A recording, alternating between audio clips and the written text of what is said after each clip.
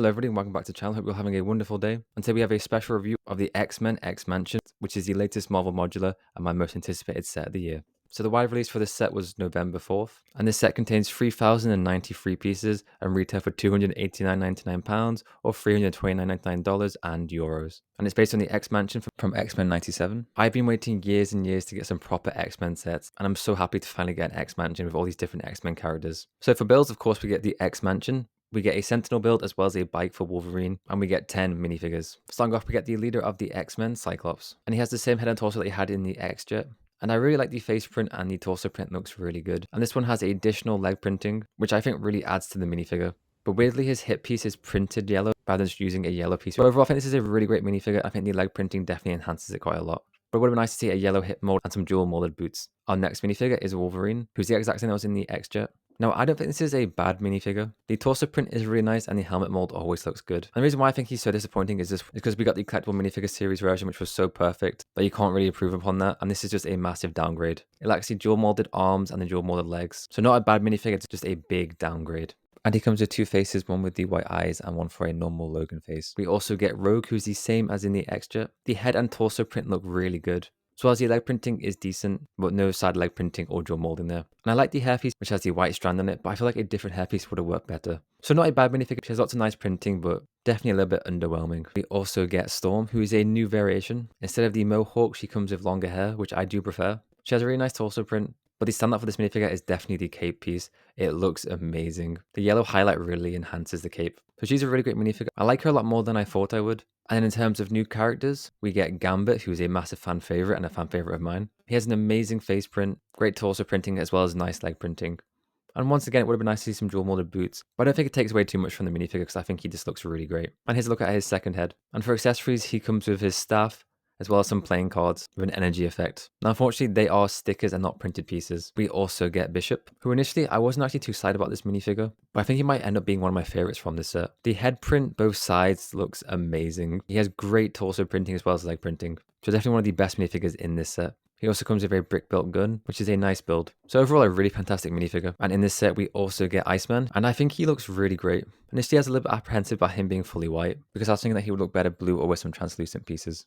But I think with the printing on the torso and the legs there, he looks really good. And he has a nice face print, but I kind of wish he had a different expression. But it's really great to get Iceman in Lego form. And he comes with some icicle effects. We also get Jean Grey, who has a really great head print, as well as a good torso print and some shoulder pads there. Unfortunately, no leg printing for her. But I don't think she necessarily needs them, it just would have been a nice little touch. So another really nice minifigure. And finally for the X-Men, we get the worst minifigure, which is Professor Xavier. Now his chair is a really great build. It looks just like it does in the comics and in the show, but unfortunately the minifigure is very disappointing. He reuses the same 2012 Bruce Wayne face that they use for every bold character, as well as he reuses Michael Scott's torso. So there's literally nothing new about the minifigure. At the least they could have given him a green suit like in the show, or at least a new head print. So we're very disappointed that we didn't get any new prints for him. And finally, we get Magneto back in the purple and the red. And I love this minifigure. We have the return of the classic helmet mold, which looks just as good. Torso print is really nice, as well as he uses the new rubber cape piece, which I think works really well for Magneto. But I do think he would look a lot better if he had purple hips, and of course dual molding, but still a really good minifigure. So overall, I think the minifigure lineup is pretty solid.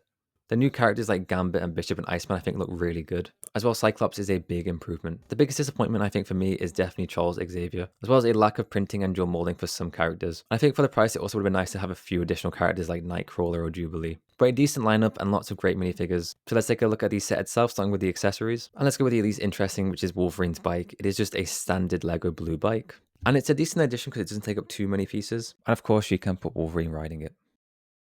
And the last side build is the Sentinel, which is one of my favorite parts about this set. It's a really great build and a massive improvement over the original one, as you can see here. So it's a really good size, and I love the face print here. Luckily, it's not a sticker, but there is a sticker on the torso here. Perfect articulation, he has a shoulder joint which he can rotate his arms with, as well as an elbow joint, and his fingers can move. On the left-hand side, he has a cable weapon which he can use to capture the X-Men. For legs, he has a hip joint, as well as the ankle joint, but he can't bend at the knees. So pretty good articulation overall. So it's a really great build and definitely one of the highlights of the set. Now let's take a look at the X-Mansion itself, and we'll get rid of all the minifigures so we can get a proper look at it. So I really like the color scheme used with the orange brown here, broken up with the grey and the blue roof, and then the white pieces here. And we see at the top here we get the X-Men logo, as well as established in 1963. And on the right hand side we get the Charles Xavier school sign. And there's a little bit of green at the front here and some bushes, but it definitely looks quite plain without the minifigures on. And on the left-hand side, we can see some damage to the school, which makes for a cool effect if you have the Sentinel attacking. But with all the pieces included in the set, you can repair it if you want like a fully pristine school. On the right-hand side, we get a floating lamppost and fire hydrant. And I'm assuming that's a cool effect for Jean Grey using her telekinesis. And taking a look at these sides, on the right-hand side, we get some more windows and nothing too interesting. And we have a peg at the bottom to connect to other modulars. And on the left-hand side, it is actually all grey, which is to accommodate for the danger room. And we get some holes to attach our minifigures to. Then on the back here, we have nothing too interesting. The best part is these stickers referencing Nightcrawler and Dazzler. So hopefully that means we'll see Nightcrawler in a set soon. There's also a dumpster here, where inside we get a hat, which I believe is a reference to Beast, as well as a sword, which is another reference to Nightcrawler. And on the top, we get a Toad, which is a reference to Toad, I'd assume.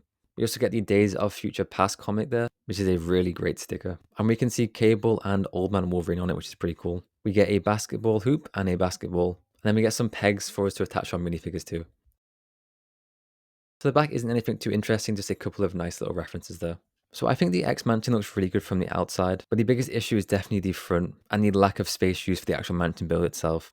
And as we can see here, most of the build is actually just base plate.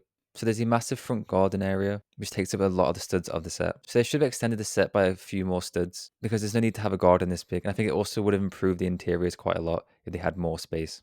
And if you don't have the minifigures on it, it looks a lot worse. Here we have all the minifigures posed, and it definitely enhances the build and makes it look a lot cooler. So we can place the Sentinel on the left side here and attach Gambit to him, as well as have him grabbing Cyclops there. And we also get a really cool little laser beam build for Cyclops. As well as we can pose Wolverine on the bike. Then at the top of the build, we can put Magneto there. And we can also attach Storm flying here using the connector pieces. And the space here at the top for Charles, as well as Rogue.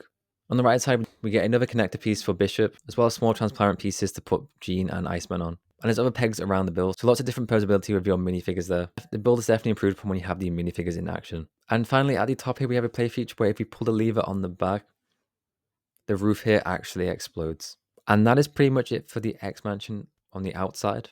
I think the mansion itself looks really great. It's a great color scheme and looks decently accurate to the TV show. When you pose it with all the minifigures, I think it makes for a really cool display.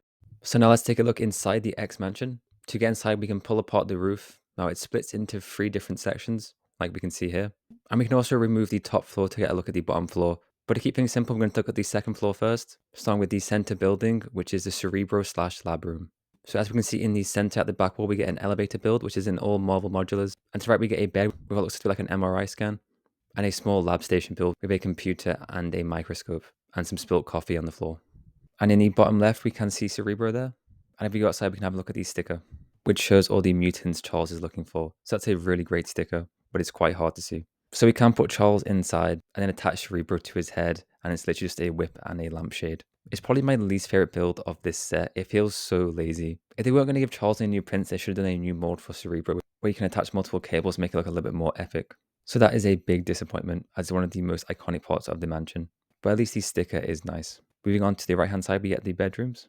And on the floor, we get a reference to the original X-Men comic. Now, the bed in purple is Wolverine's bed. It has a sword at the top of it, which is a reference to his time in Japan, and a bottle of alcohol next to it. And we do also get a picture of Jean and Scott, so we can recreate the meme of Wolverine lying on the bed, which is a really fun addition. So it's actually a really nice build, and I appreciate it coming with 2 beds.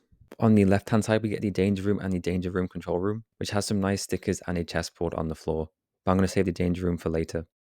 Taking a look at the ground floor center room, we get the lobby, which has another elevator build, as well as the X-Men logo on the floor there, which was a really fun build. We get 2 chairs, a statue, and some plants, as well as a fun little picture of when Charles and Eric first opened the school. So it's a nice simple build that I really like, and the floor looks amazing. On the right hand side, we get a small library build, which looks really good. I love all the different books. And we also get a classroom, which has a few chairs and a blackboard with Beast video calling in there. And there's a fun little feature where you can move the blackboard to reveal like a mission station. So this is a classroom and kind of like a mission room. So this is another really solid build. On the left hand side, we get a TV with a news report and some newspapers. And we also get the Danger Room, which is another big disappointment. As you can see, it's really cramped inside there. And when it's all closed, you can pretty much only fit 1 or 2 minifigures in.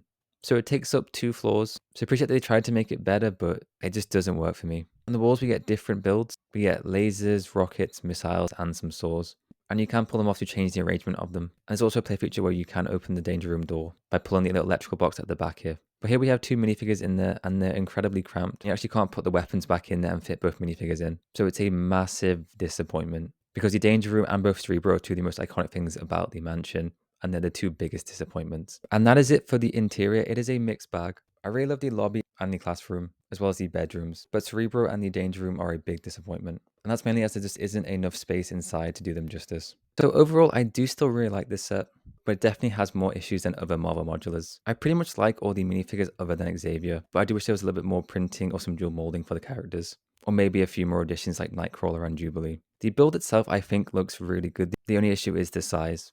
There's a lot of wasted space in the front, which should have been used to do a bigger mansion build, which would have helped with the interior, because the Danger Room especially suffers because it's very cramped in there. There's some really nice builds like the lab and the lobby, as well as the classroom and the bedroom. Also, the Sentinel is a massive highlight, and I hope he's in an individual set one day. So I'd probably give this set an 8 out of 10. I think if you're a big Marvel and X-Men fan, this would be a must get. But if you're on the fence, maybe wait for a sale or for it to be available in other stores which might do a sale. But that'll do it for the end of the review. I hope you enjoyed. Let me know your opinion of this set. As always, remember to like, comment, and subscribe.